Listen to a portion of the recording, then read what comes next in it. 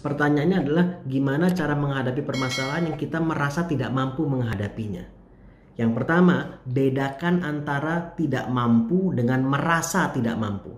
Terkadang kita disuruh melakukan sebuah tugas, kita merasa nggak bisa, tapi karena dipaksa akhirnya kita pelajari betul-betul, terus setelah kita pelajari dan kita coba lama-lama, oh terakhir bisa juga kita ternyata.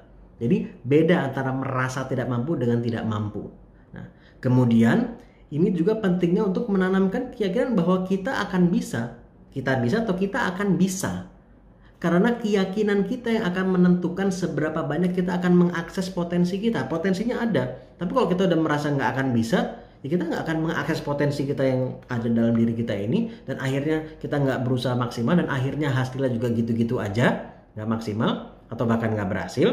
Dan terus efeknya bahayanya akan memperkuat keraguan kita di awal. Tuh kan gue bilang juga apa, nggak bisa kan. Jadi justru memperkuat keraguan kita. Jadi ini justru adalah sebuah lingkaran yang harus diputus.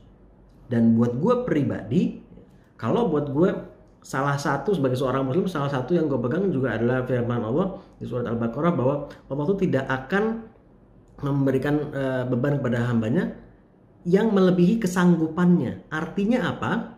Artinya kalau kita menghadapinya berarti kita mampu melaluinya. Sesimpel itu. Karena kalau kita benar-benar tidak mampu ternyata berarti Tuhan bohong dong. Dan gue meyakini Tuhan tidak bohong. Jadi kalau gue menghadapinya berarti gue mampu menghadapinya. Tapi bagaimana gue menghadirkan rasa mampu, rasa berdaya tadi untuk membuat gue mengakses potensi yang gue punya. Nah soal cara tentunya ada banyak sekali, tergantung apa permasalahannya, tantangannya apa.